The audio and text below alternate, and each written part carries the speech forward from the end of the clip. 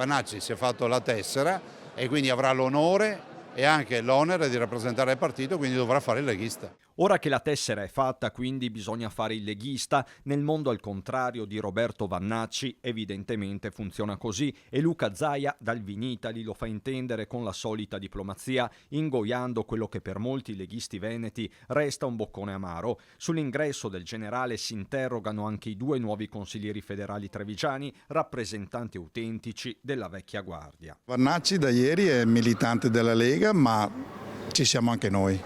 Ci siamo anche noi e ci sarà un confronto interno che con il confronto porteremo avanti il movimento che sta recuperando rispetto anche ai sondaggi, rispetto a posizioni che il segretario federale sta assumendo, ad esempio contro gli 800 miliardi che l'Europa vorrebbe investire su armi. Io credo che ci si debba aprire assolutamente a persone capaci che credono anche loro nell'ultimo obiettivo finale dell'autonomia di questo Stato.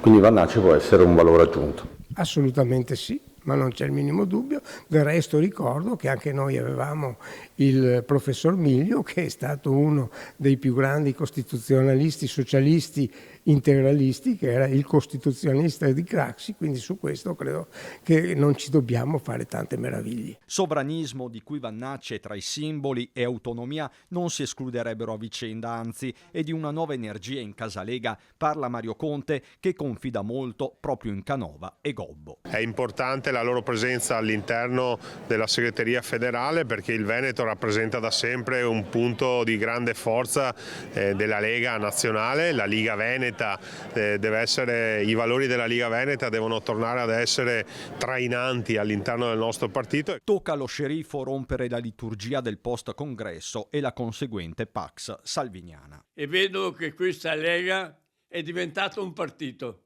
ma non è più un movimento di popolo della razza Piave, di quella che ha conquistato tutto il mondo. Qui c'è una rincorsa ai posti di potere, hai capito?